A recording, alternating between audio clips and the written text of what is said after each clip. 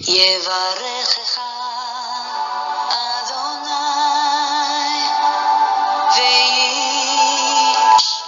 וישמרך. 아멘. 감사합니다. 오늘 우리 하나님 말씀은 함께 살펴볼 하나님 말씀은 데살로니가전서 5장 16절과 로마서 8장 28절입니다.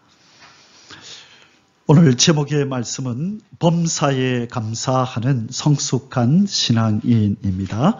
제목이 뭐라고요? 범사에 감사하는 성숙한 신앙인. 우리 예배 전에 우리 간부사님 찬송인도 하실 때 한 번씩 제가 놀라요. 간부사님 내가 설교 뭐 한다고 얘기도 안 했는데 찬송을 어떻게 저래 딱 맞춰가지고 저래 하시지. 오늘 첫 번째 불렀던 게 뭔지 아십니까? 무화과나무 잎이 마르고, 그죠? 하박국 선지자가 이것도 없고 저것도 없고 이것저것 모두 없어도 나는 여호와로 인하여 즐거워하며 내 구원의 하나님을 인하여 기뻐하리로다. 그렇게 고백했잖아요. 그게 바로 성숙한 신앙인의 모습이죠. 범사에 감사하겠습니다. 하나님이 나를 구원해 주신 것만으로 감사합니다. 하나님이 나와 함께 하는 것만으로 나는 감사하고 기쁩니다. 그 사람이 바로 신앙의 정상에 오른 사람이에요. 성숙한 신앙인의 모습이 바로 그런 것입니다. 그래서 오늘은 좀 더 성숙한 신앙인의 모습, 범사에 감사를 해야 되는데 어떤 것에 우리는 감사하며 살까? 우리 몇 가지만 간단하게 살펴보면서 나는 이 성숙한 신앙인인가? 우리 자신을 돌아보는 그 시간을 가지겠습니다. 오늘 본문 말씀 데살로니가전서 5장 18절 말씀 같이 읽겠습니다. 범사에 감사하라. 이것이 그리스도 예수 안에서 너희를 향하신 하나님의 뜻이니라. 하나님의 뜻이 무엇입니까? 물으면 우리는 대답할 말들이 많아요. 그런데 오늘 본문에는 하나님의 뜻이 뭐라고 얘기를 하죠? 범사에 감사하라. 이것이 하나님의 뜻이다. 우리를 구원하신 하나님이 우리를 향하여 내 자녀들아 이것이 내 뜻이다. 이렇게 행하라 라고 직접적으로 명하시는 것이 뭐냐면 바로 범사에 감사하라. 이 말 속에는 무슨 뜻이 어떤 의미가 내포되어 있을까요? 너희들이 볼 때 고통스럽고 눈물 나고 왜 이런 일이 나에게 일어나느냐라고 생각할 수도 있는 일들이 너희들에게도 있을 거야. 그러나 그것에도 감사해라. 왜 그렇죠? 그것은 바로 너희를 위함이란다. 여러분, 이 내용을 읽을 때 어떤 사건이 갑자기 떠오르냐면 이스라엘 백성을 하나님이 바벨론에 70년 동안 포로로 보냈죠. 여러분, 이 사건이 이스라엘 백성들의 눈에는 하나님의 사랑이다, 은혜다, 감사하다라고 감사가 나올 만한 일입니까? 원망 불평이 나올 만한 일입니까? 원망 불평이 나올 일이고 이스라엘 백성으로서는 도저히 상상할 수 없는 일이에요.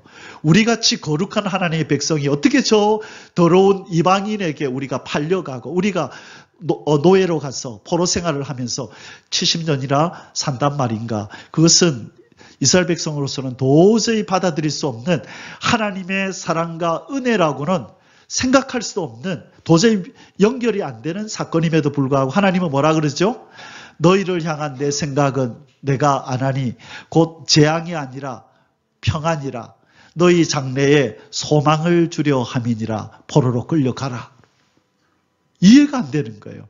아니 하나님 우리를 평화롭게 해주시고 건강하게 무병장수하게 해주시고 농사 잘 되게 해주시고 적들을 이기고 땅들이 넓어지고 그죠? 한 해 수입이 많아지게 해주시고 내 자녀들 잘 되게 해주시고 그것이 복이고 은혜고 하나님의 은총이지 어떻게 적들한테 70년 동안이나 포로돼서 끌려가는 게 그게 하나님의 은혜고 사랑이고 희망과 소망을 주는 하나님의 행위입니까? 그게 아니잖아요. 그런데 하나님은 뭐라고 표현하신다고요? 너희를 향한 내 생각은 내가 안 하니 너희 장래에 소망을 주려고 그렇게 한다는 거예요. 여러분 우리의 삶에도 동일한 일이 일어난 줄 믿습니다. 이스라엘 백성이 70년 동안 포로 생활하고 나서 우상 숭배가 없어집니다. 그럼에도 불구하고 그들은 아직까지 미성숙해서 하나님이 왜 그들에게 70년 동안 포로 생활을 했는지를 온전히 깨닫지는 못했어요. 하나는 알았어요.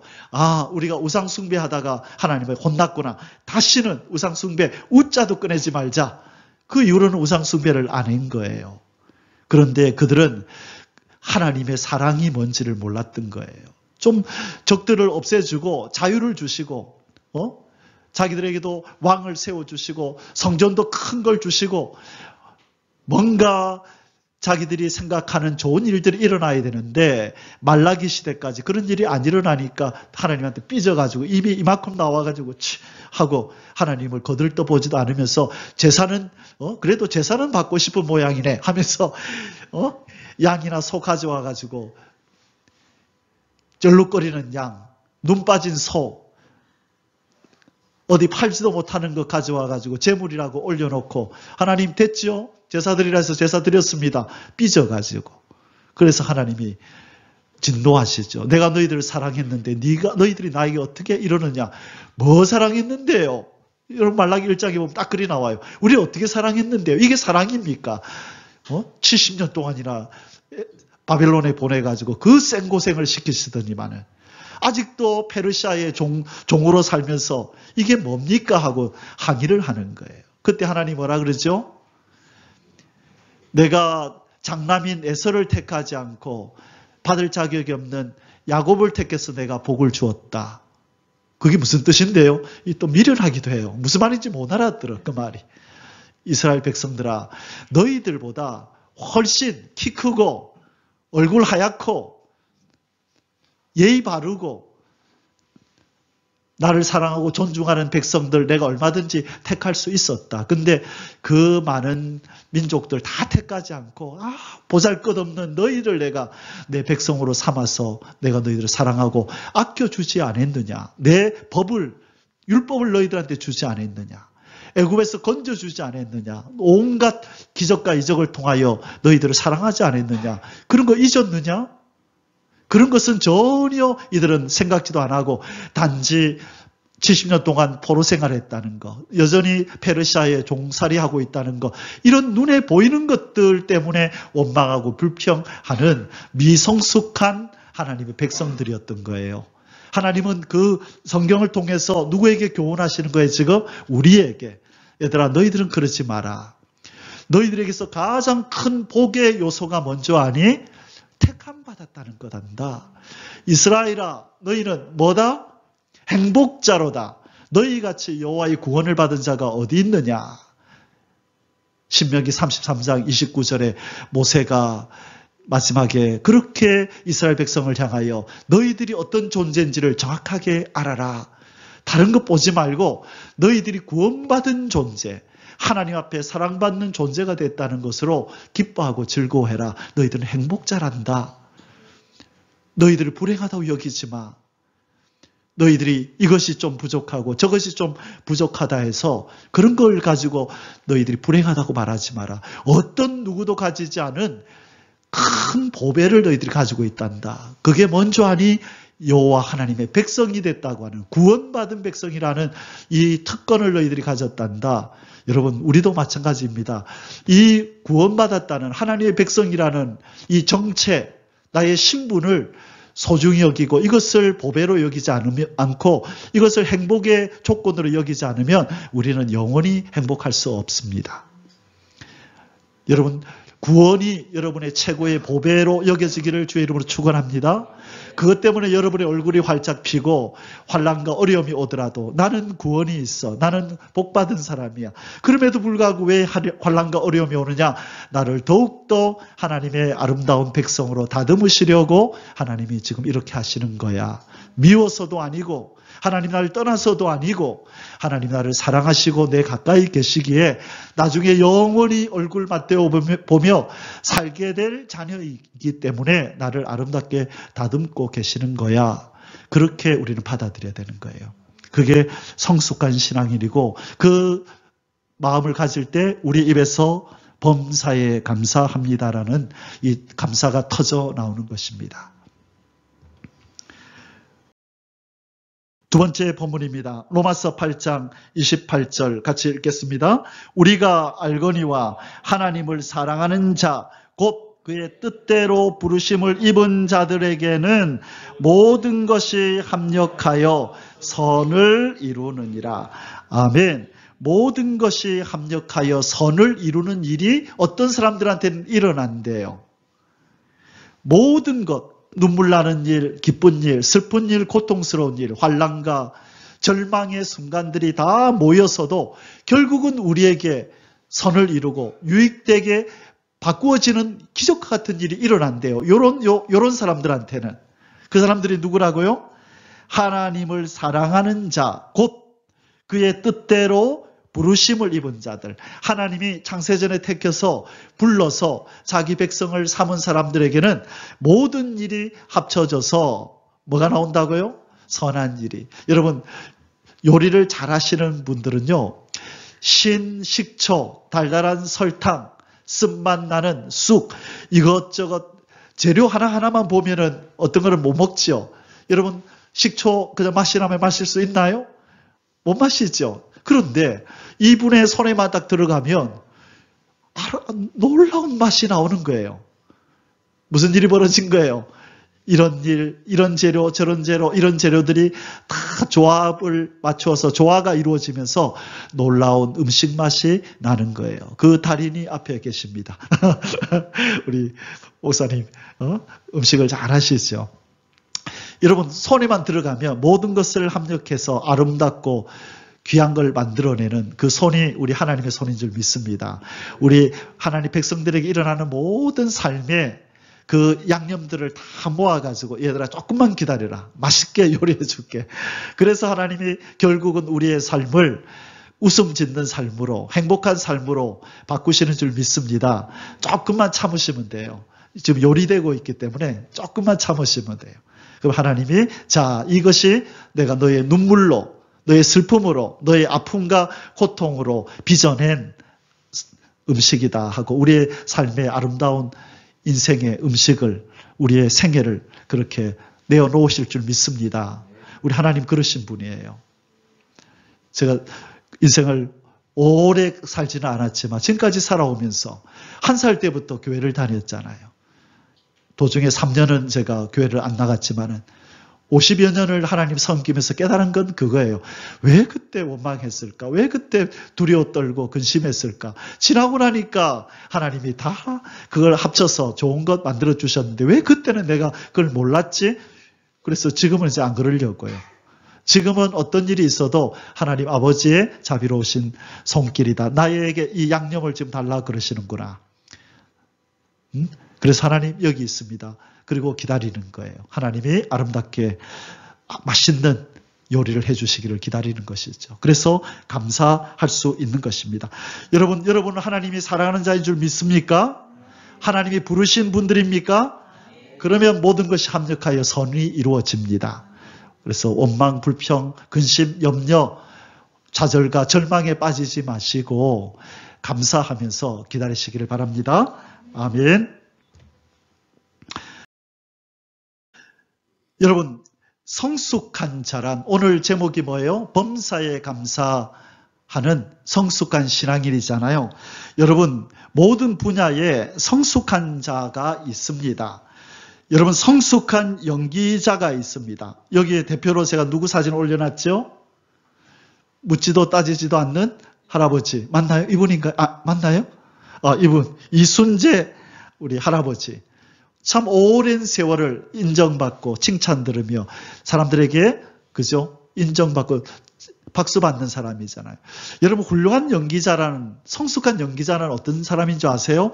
어떤 역할을 맡든지 간에 그것을 잘 소화해내는 사람이에요.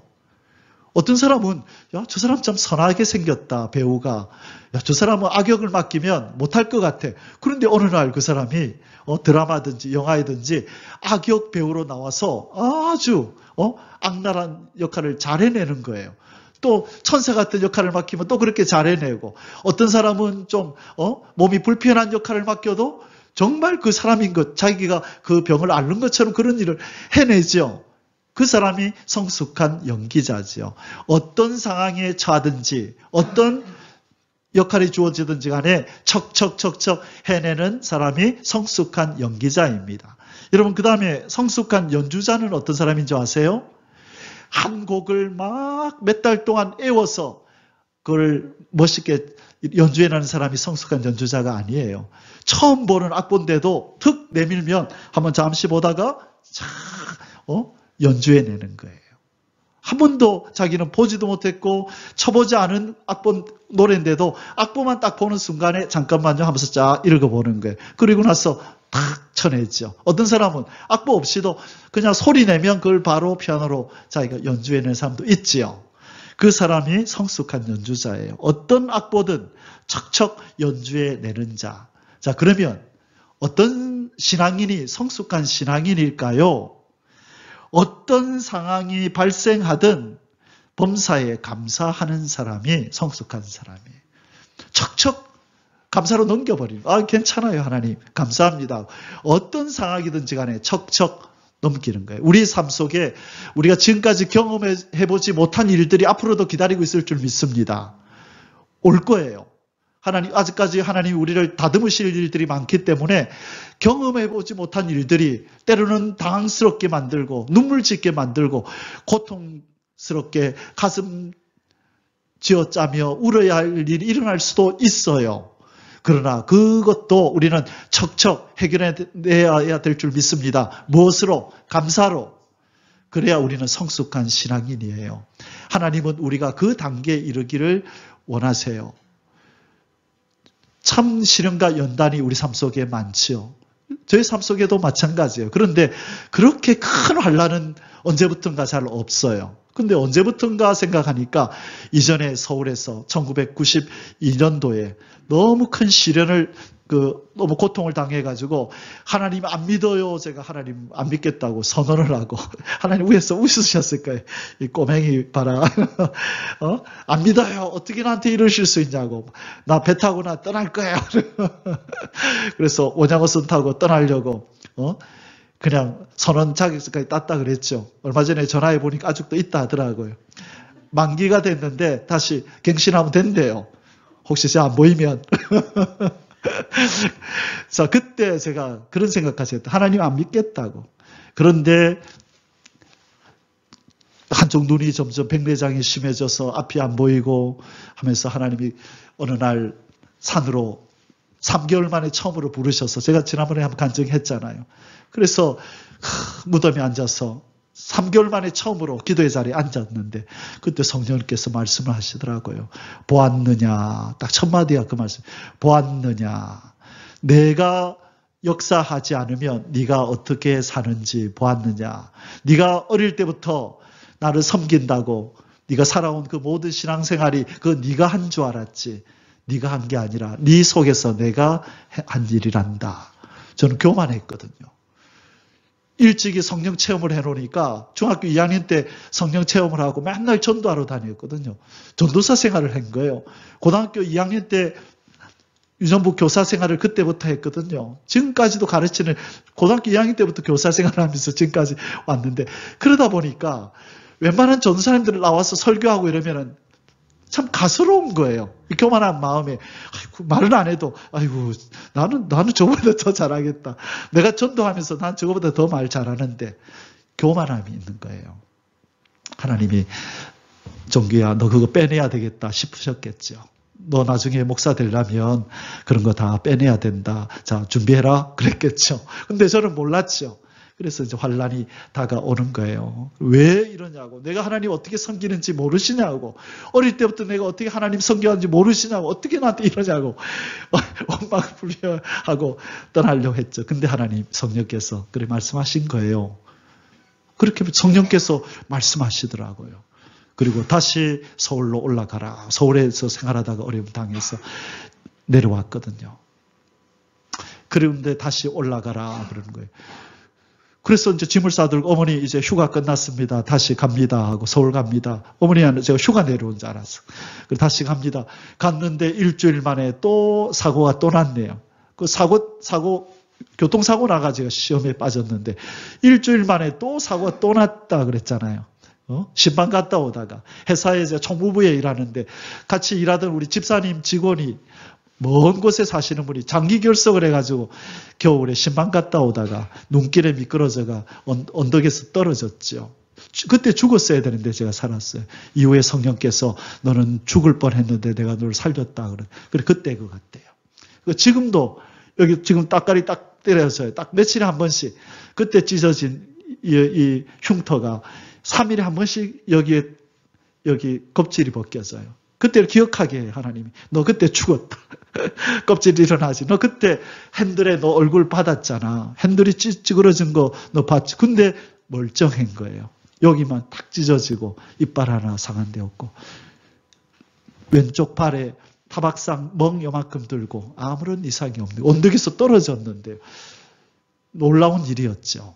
그래 하나님 그때 살려주신 거예요. 그러면서 병원에 새벽 그때 한 공시 새벽 한 2시 정도 됐을 텐데 그 서울의 김포공항 그 옆에 아직 그 개발되기 전에 전부 논이고 그냥 허벌판이었는데 거기서 언덕에 공사하는 그 언덕으로 떨어져 가지고 피 철철 흘리면서 올라왔잖아요. 그리고 한 30분을 차들이 안 다니는 거예요. 눈이 내리고 또 시골길이고 이러니까 차들이 안 다니는 피를 절절 흘리면서 올라와서 부르르 떨고 있는데 저 멀리서 불빛이 반짝반짝거리면서 누가 다가오더라고. 보니까 택시 피가 막 범벅이 된 채로 길을 막고 그 기사 아마 기절할 뻔했을 거예요. 피투성이 된 사람이 갑자기 길을 막으니. 그래서 나 사고가 났다고 병원에 응급실로 좀 실어달라고. 그래 거기서 닦고 딱 누워서 제가 첫 번째 한 말이 뭔지 아세요? 뭐라고 했을까요? 뭐라 했는지 아세요? 네? 하나님 안 속아요.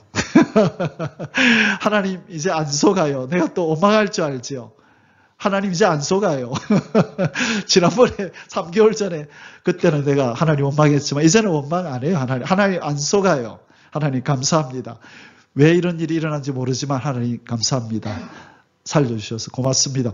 그런데 그 이후로 모든 일들이 이제 사고 다 해결이 다 되고 차도 이제 좋은 차가 새로 들어오고 봄철이 잘 돼가지고 그런데 다음날 바로 퇴원했어요. 멀쩡한 거예요. 그런데 막 사람들이 말리는 거예요. 후유증이 있으니까 가면 안 된대. 아니 괜찮아요. 하나님 날 보호하셨다고. 여기 약간 찢어져서 여기 피나 말고 타박상 쪽 있고 그때 이후로 아무 일 없어요. 그때 이후로부터 삶 속에 하나님이 환난을 잘 안 주세요. 그러신 것 같아요. 통과. 너는 이제 환난을 줘도 범사에 감사하려고 너는 딱 작정을 했구나. 이제 그거는 이제 놔두고 이제 다른 거. 그래서 항상 마음속에 하나님 어떤 일이 있어도 구원해 주신 하나님.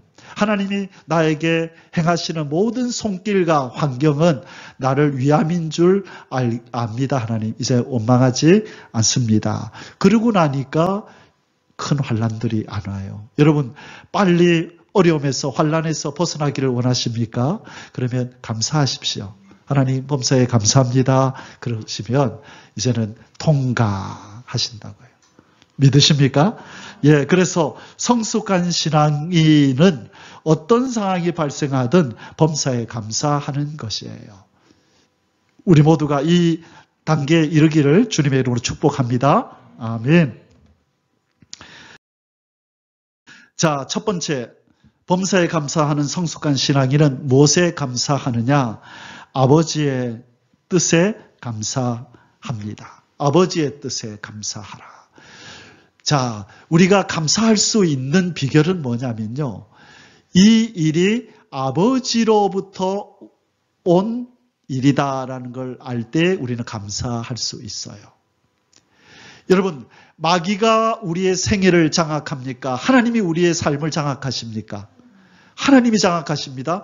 때로는 마귀가 우리를 넘어뜨리고 쓰러뜨리려고 어떤 괴계를 부려요. 환경을 통하여 사람을 통하여. 그러나 그때 하나님은 잠잠고 뒷짐지고 계실까요?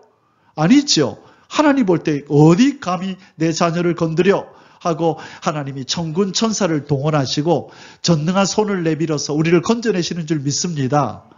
그래서 여러분 어떤 어려움을 당할 때 걱정하지 마세요. 마귀가 우리를 넘어뜨리려고 힘을 쓰면 우리 하나님의 능력은 더 크게 우리에게 작용하는 줄 믿습니다. 그래서 감사하는 거예요. 그래서 여러분 어떤 어려움이 있든 간에 우리 하나님이 이런 마귀가 나를 공격하고 넘어뜨렸다면 하나님이 허락하여서 그랬을 거야. 이것도 하나님이 통치하실 거야. 욥에게 그랬듯이. 그러나 결국에는 하나님이 나를 건지시고 나는 승리한다. 이 모든 것들이 아버지의 뜻에 의해서 나에게 주어졌기 때문에 반드시 나는 회복될 거야. 좋아질 거야. 나는 하나님의 합력하여 선을 이루실 거야. 우리 인간적으로 이해가 안 되더라도 입에서 감사를 내셔야 돼요. 왜? 자비로우신 아버지가 주신 일이기에 하나님 감사합니다. 아버지가 나를 사랑하고 나를 아끼시기 때문에 이 일 동안 하나님의 사랑과 자비에서 비롯된 하나님의 아름다운 손길인 줄 믿고 감사합니다. 우리는 그렇게 받아들여야 될 줄 믿습니다. 어떤 일이 일어나거든 누구의 뜻으로 받아들이고 감사하고요? 아버지 하나님의 뜻이기에 감사해야 됩니다. 우리 하나님이 시편 34편 8절에서 이렇게 말씀하셨습니다. 너희는 여호와의 선하심을 맛보아 알지어다. 그에게 피하는 자는 복이 있도다. 우리 하나님은 어떤 하나님이시라고요? 선하신 하나님이에요. 이 선하신 하나님이 우리의 삶을 선하게 인도하시는데 때로는 가시밭길로, 때로는 척박한 사막과 광야로 인도하세요. 왜? 필요하기 때문에요. 왜 이스라엘 백성을 육지로 안 데리고 가고 광야로 데리고 들어갔나요? 이스라엘 백성을 미워해서 그런가요? 이 녀석들 맛 좀 봐라, 고생 좀 해라, 그것 때문에 그런가요? 아니죠. 하나님의 깊은, 아버지의 깊은 뜻이 있는 거예요. 척박한 땅에서도 너희들이 살아남을 거야. 인간적으로 생각할 때 먹을 거 없고 입을 거 없고 이 기후가 좋지 않은, 낮에는 덥고 밤에는 추운 이곳에서 너희들이 어떻게 살아남을까 걱정되지. 자, 지금부터 나의 선함을 맛보아 알아라 하면서 그들을 광야로 이끌어서 시시때때로 필요한 것을 주시고 먹이시고 마시우게 하고 입고 신게 하시고 대적을 만나면 대신 싸워주셔서 하나님의 선하심을 경험시킨 거예요. 우리도 지금 광야를 지나고 있는 거예요. 그렇다면 평안과 기쁨만이 있을까요? 아니죠. 배고픔과 목마름과 대적을 만나는 어려움을 이스라엘 백성이 경험했듯이 우리도 못지 않은 그런 어려움들이 삶의 역경으로 다가올 줄 믿습니다. 그러나 염려하지 마세요. 하나님이 앞장서 가고 계십니다. 아멘. 우리 하나님은 선하신 분입니다. 그래서 뭔가 계획대로 잘 안 되더라도 너무 들레거나 조바심을 가지고 두려워하면서 그렇게 계시지 마시고, 이것이 지체되면 또 하나님의 뜻이 있어서 그렇구나. 나중에 알게 되겠지. 나중에 알게. 이 좁은 생각을 가진 내가 뭘 알겠어. 하나님은 다 계획이 있으실 거야. 이스라엘 백성을 뒤에서 애굽이 공격해 오는데 지금 잡으러 왔잖아요. 출애굽한. 그러면 빨리 다른 길로 구름기둥 불기둥이 다른 길로 빨리 도망을 치게 해줘야지. 왜 큰 바다로 데리고 들어가요? 이해가 안 되는 거예요. 하나님 그쪽이 아닌데요. 이쪽이 육지인데요. 일로 우리를 이끄시고 좀 적들이 못 오도록 막아주시지. 왜 크고 깊은 이 홍해로 우리를 데리고 들어오세요? 하나님 뭔가 지금 착각하셨나 봐. 그렇게 말하면 안 된다는 거예요. 하나님의 피할 길은 어디에 있었어요? 그 바다 밑에 있었던 거예요. 1200m나 되는 그 깊은 바다 속에다가 길을 만들어 놓은 거예요. 이스라엘 백성들이 430년 동안 애굽에 지내는 동안에 하나님은 뭐 하고 계셨냐면 깊이가 1200m나 되는 그 바다를 하나님은 흙을 가지고 메우고 계셨던 거예요. 천사들 시켜가지고 보이지 않는 불도저 동원해가지고 흙으로 메꿨던 거예요. 이스라엘 백성이 건너는 그 지역만. 몇 메다로 줄였다고요? 예, 한 200에서 220m 정도로 깊이를 낮춰놨어요. 근데 워낙 넓으니까 완만하게 이렇게 내려갔다가 완만하게 올라오는 그렇게 하나님이 그런 길을 만들어 놓으신 거예요. 근데 사람들은 몰랐죠. 그래서 이스라엘 백성들이 두려워 떨 때 하나님께서 모세를 통하여 뭐라 그래요? 너희는 가만히 있어. 이제 잠잠해라. 너희들은 할 도리를 다 했다. 지금부터 너희들이 할 일은 없다. 가만히 있어서 너희를 위하여 싸우시는 여호와의 구원을 보라. 그러잖아요. 얼마나 너희들이 하나님 아버지가 크고 광대하신 분인지 지금부터 가만히 지켜봐라. 그러잖아요. 우리 하나님은 그런 기회를 노리시는 거예요. 그래서 우리 삶 속에 때로는 공경과 어려움 속에다 우리를 넣으시고 내가 너희를 어떻게 건져내는지 한번 나의 선함을 맛보아 알라 그러시는 거예요. 많이 경험할수록 하나님을 깊이 알게 되고 그분의 사랑에 흠뻑 젖게 되고 그분의 능력을 신뢰하게 되는 거예요. 그 사람들이 믿음의 사람인 거예요. 아무런 일도 없이 하나님의 도움도 필요 없는 삶을 사람들은 형통한 삶이래요. 환난이 없어요. 풍족해요. 그냥 사람들의 도움도 필요 없고 사람의 도움도 필요 없고 하나님의 도움도 필요 없는 그냥 그대로 하루하루 살아가는 이 삶이 여러분 이거는 좋은 삶일까요? 안 좋은 삶일까요? 우리 예수 믿는 사람한테는 이건 좋은 삶이 아니에요.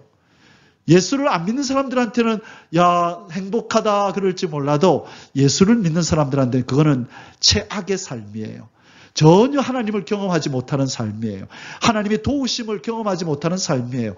하나님의 공급하심을 모든 좋은 것이 위로부터 내려온다는 것을 경험하지 못하는 불행한 삶이라고요.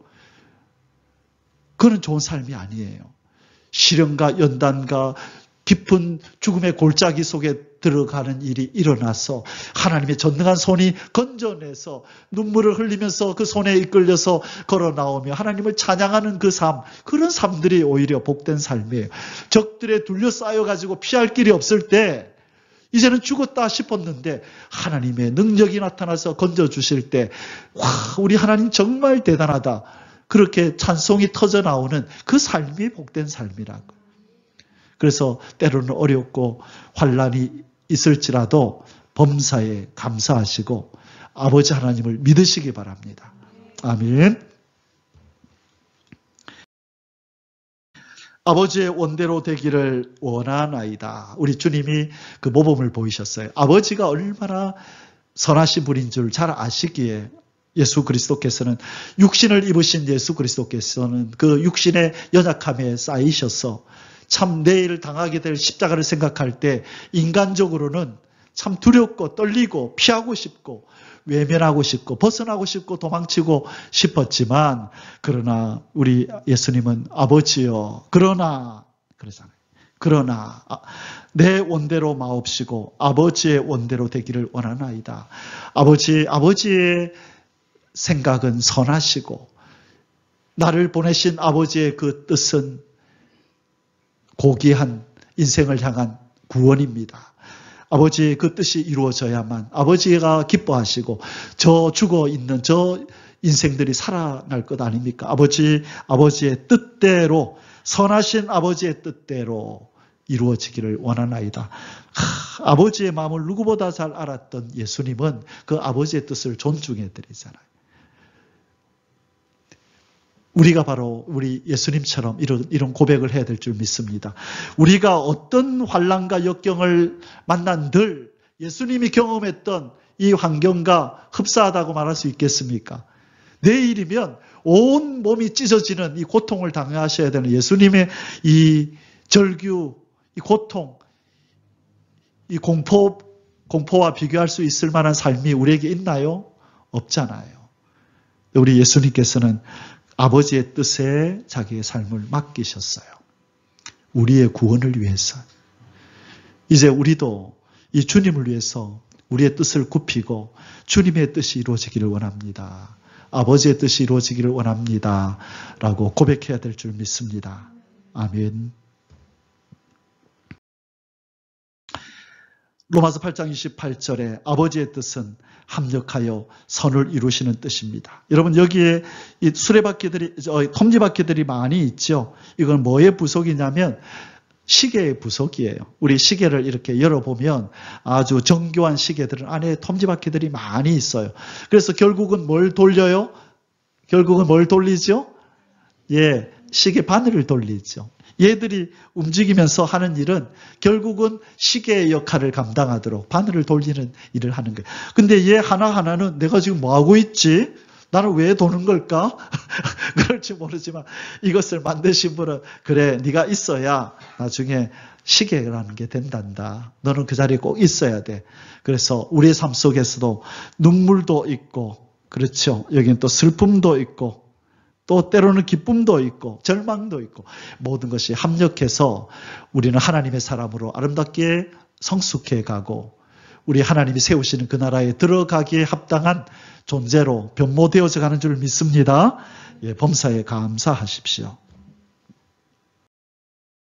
두 번째로, 첫째는 아버지의 뜻에 감사하시고, 두 번째는 살든지 죽든지 주의 뜻에 감사하라. 이거 무슨 뜻이냐면요, 생사가 달린 문제라도 감사해야 된다는 거예요. 여러분, 물질이 조금 손해보는 그런 일에 우리가 감사할 수 있어요. 그렇죠? 우리의 몸이 좀 아프고 조금 병이 드는 그 일에도 우리는 감사할 수 있어요. 그러나 생명이 달아나는 일이, 생명을 빼앗기는 일이 일어날 때 그 일에 감사할 수 있는 사람은 심히 적어요. 그때 원망이 나는 거예요. 왜 나에게 이러시냐고, 왜 내 생명을 위협을 주시냐고. 생명의 문제인데도 불구하고 감사하는 것은 정말로 신앙의 도달해야 될 그 지점이 높아요. 아주 성숙해야만 생명의 문제를 가지고도 감사할 수 있는 거예요. 아멘이십니까? 우리는 이 단계에 가야 돼요. 세상에 어떤 것들을 조금 어떤 사람은 자식을 잃어버리고 나서도 감사해요. 여러분, 제가 사익동 교회에 있을 때 한 집사님이 우리 여청년이었는데 다이어트 하다가 5일 동안 제대로 음식 안 먹고 하다가 갑자기 죽게 되었어요. 여청년이었는데. 그렇게 살도 찌지도 않았는데 자기 딸은 살쪘다고 생각했는지, 그리고 갑자기 죽었다는 소식을 듣고, 이제 위로하러 우리 청년 임원들하고 이제 갔는데, 그 아버지가 청년들을 위로하는 거예요. 울지 말라고. 괜찮다고. 우리 딸, 하나님 나라에 갔으니까 괜찮다고. 여러분, 도저히 이해할 수 없는 이 아버지의 모습. 이 아버지가 딸에 대한 사랑이 없어서 그럴까요? 아니요. 훌륭한 신앙인이었거든요. 훌륭한 집사님이었거든요. 그러니까 오히려 그 딸 때문에 친구를 잃은 이 청년들이 막 울고 그러니까 이 아버지가 울지 말라고, 우리 딸 좋은 데 갔다고, 울지 말라고. 뒤에서는 얼마나 고통스럽게 우셨겠어요. 그러나 사람들 앞에서 다 표시 안 하더라고요. 우리 하나님의 나라, 왜 아버지가 먼저 데리고 갔는데 뭐 그러냐고, 좋은 데 갔다고, 괜찮다고. 그러면서 그걸 이겨내더라고요. 생명의 문제인데도 이겨내더라고요. 부모들은요, 본인의 생명의 문제는 또 이겨낼 수 있는데 자식은 또 안 그래요. 그래서 자식은 마음에 묻는다 그러잖아요. 그렇죠? 자, 하나님은 우리가 어느 수준에 이르기를 원하냐면 생명의 문제를 가지고서도 하나님의 뜻에 맡기고 감사합니다 라고 말할 수 있는 수준에 이르기를 원해요.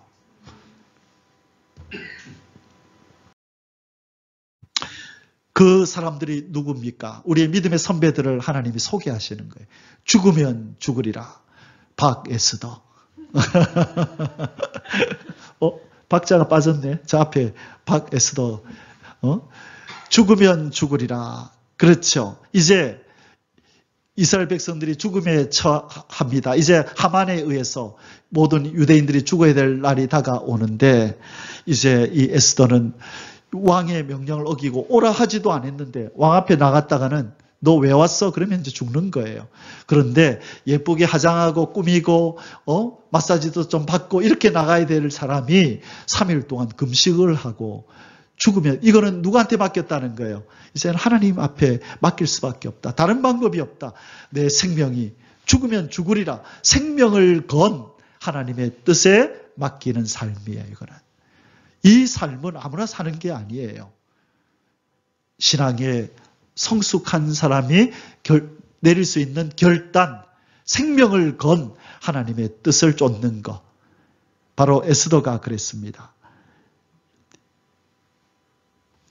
당신은 에스더 4장 16절에 당신은 가서 수산에 있는 유대인을 다 모으고 나를 위하여 금식하되 밤낮 3일을 먹지도 말고 마시지도 마소서. 나는 나의 시녀와 더불어 이렇게 금식한 후에 규례를 어기고 왕에게 나아가리니 죽으면 죽으리이다. 아멘. 여러분, 목숨을 건 하나님의 뜻을 순종하기 바랍니다. 목숨을 걸고 주님의 뜻에 순종하는 사람이 정말 하나님을 기쁘시게 하는 거예요.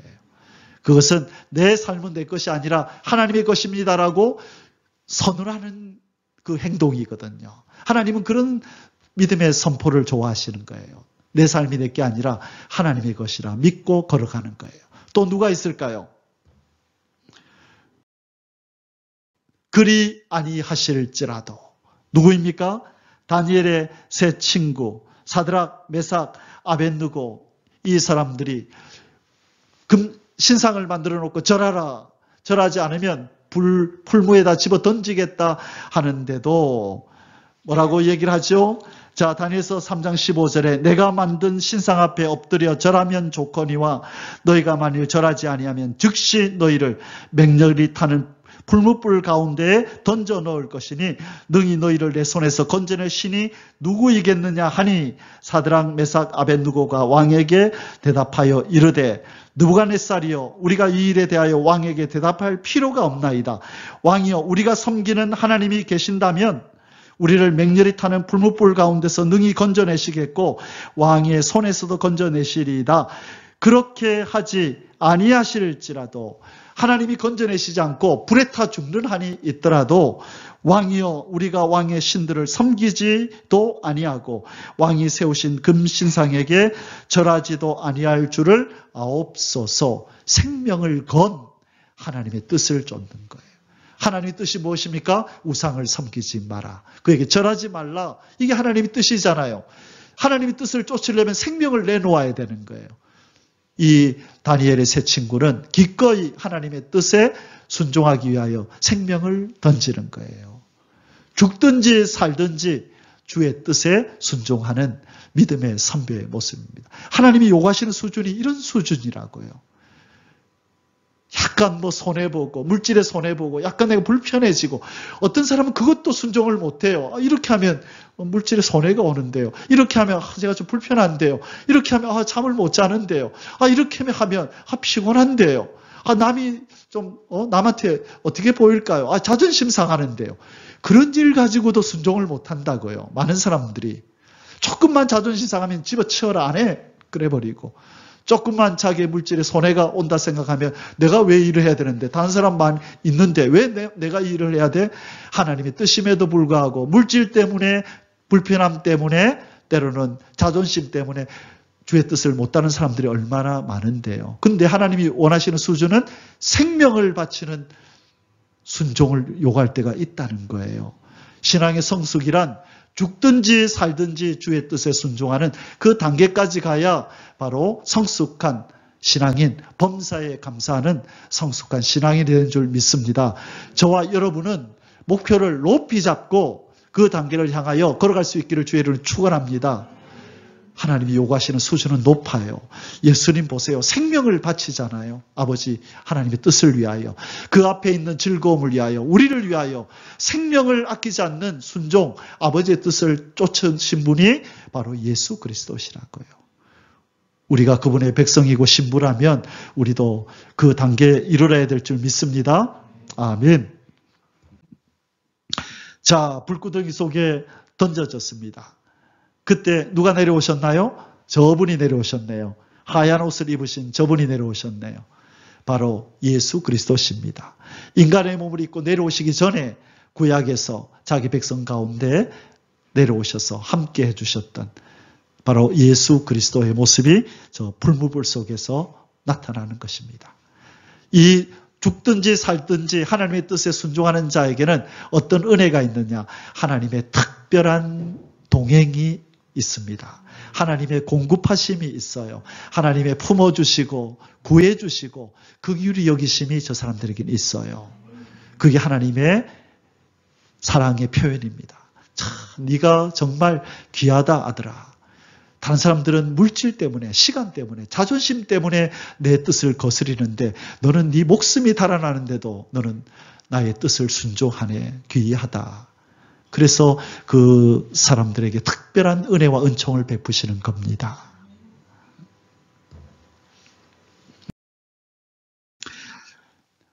또 한 사람 더 보겠습니다. 다니엘. 왕의 도장이 찍힌 것을 알고도 다락방에 올라가서 기도하는, 다른 신에게 앞으로 한 달 동안은 다른 신에게 기도하거나 절하면 사자굴석에 넣어서 사자밥 만들어 버리겠다 그랬죠. 그런데 다니엘은 왕의 도장이 찍힌 것을 알고도, 이 경고가 있는 줄을 알고도 보란듯이 여전히 하던 대로 다락방에 올라가서 기도하는 거예요. 다니엘서 6장 10절에 다니엘이 이 조서에 왕의 도장이 찍힌 것을 알고도 자기 집에 돌아가서는 윗방에 올라가 예루살렘으로 향한 창문을 열고 전에 하던 대로 하루 3번씩 무릎을 꿇고 기도하며 그의 하나님께 뭐 했더라? 이제 사자굴 속에 들어가야 되는데 감사해요, 지금. 이게 죽든지 살든지 주의 뜻에 따르는 자의 신앙이에요. 이게 범사에 감사하는 거예요. 이 단계에 이르러야 범사에 감사하는 자다라고 얘기를 하는 거예요. 참 우리 하나님 수준이 높으시죠. 그래서 가장 신앙의 기본이 되어야 하는 것이 고린도전서 6장 19절 20절인 거예요. 너희는 너희 것이 아니라 값으로 산 것이 되었으니 그런즉 너희 몸으로 하나님께 영광을 돌리라. 너희 삶은 너희 것이 아니란다. 내 거란다. 그래서 내가 달라 하면 언제든지 너희들 생명까지도 나한테 바쳐야 된단다. 그게 신앙인의 삶이에요. 그렇지 못하고 조금만 하나님 앞에 뭔가 실망스러운 일이 있고 기분 나쁜 일이 있으면 삐져요. 나 하나님 안 믿을래. 나 불교 갈래. 나 천주교 갈래. 나 교회 안 갈래. 여러분, 그런 사람들한테는 할 말이 없어요. 어릴 때 너무 어려요. 자기들의 삶이 하나님의 것이라는 걸 모른단 말이에요. 예수님이 왜 돌아가셨는지를 모르는 사람인데 그 사람들에게는 유치원에서 가르치는 걸 가르쳐야 되는 거예요. 그 사람들이 아무리 나이가 많고 직책이 높아도 그렇게 말하는 사람한테는 유치원 수준의 성경을 가르쳐야 되는 거예요. 하나님의 원하시는 장성한 자의 수준은 저 수준입니다. 생명이 달아나는데도 아버지의 뜻에 따르면서 감사합니다라고 하는 것. 이 신앙에 이룰 수 있기를 주님의 이름으로 축복합니다. 아멘. 사나 죽으나 우리가 주의 것이로다. 우리 믿음의 선배 한 사람 더 보고 넘어가십시다. 누구죠? 사도 바울. 지금 여기 어디냐면 로마의 감옥입니다. 제가 로마의 감옥에 갈 기회가 있었는데 이 조그마한 감옥에 햇볕도 들어오지 않는 지하 감옥이에요. 여기는 그래도 햇볕이 들어오네. 이거 잘못 그렸어요. 햇볕 안 들어와요, 거기는. 햇볕도 안 들어오는 지하 감옥에서 범사에 감사해라. 항상 기뻐해라. 쉬지 말고 기도하고 감사하라 그러잖아요. 빌립보서를 거기서 썼단 말이에요. 내가 다시 말하노니 기뻐하래요. 감사하래요. 아니 이런 상황에서 어떻게 감사가 돼요? 원망 불평이 나와야죠. 하나님 내가 뭐 잘못했는데요 이래야죠. 내가 평생 복음 전하면서 살았는데 어떻게 나를 감옥에 쳐넣으실 수가 있으세요? 그래야 되는 거 아니에요? 그런데 기뻐하라. 내가 다시 말하노니 기뻐하라. 감사하라고 그렇게 권면하는 거예요. 사도 바울은. 왜냐하면 로마서 14장 8절에 우리가 살아도 주를 위하여 살고 죽어도 주를 위하여 죽나니 그러므로 사나 죽으나 우리가 주의 것이로다. 주님의 것이로다. 이 신앙이 돼 있기 때문에 이런 말이 나오는 거예요.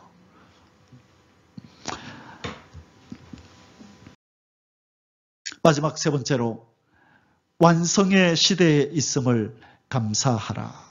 이거는 다음 주에 하겠습니다. 완성의 시대에 있음을 감사하라. 자, 할 얘기가 많은데 시간이 많이 갔네요. 자, 뭐에 있음에 감사하라? 예, 완성의 시대에 있음을 감사하라. 즉, 첫 번째는 뭐에 감사하라 그랬습니까? 아버지의 뜻에 감사하라. 자비로우신 아버지. 우리를 사랑하시는 아버지의 뜻은 항상 선하기 때문에 우리는 감사해야 돼요. 두 번째로요. 살든지 죽든지 주의 뜻에 감사, 목숨을 걸고 주의 뜻에 따를 수 있는 성숙한 신앙인 범사에 감사하는 사람이 되어야 한다는 것입니다.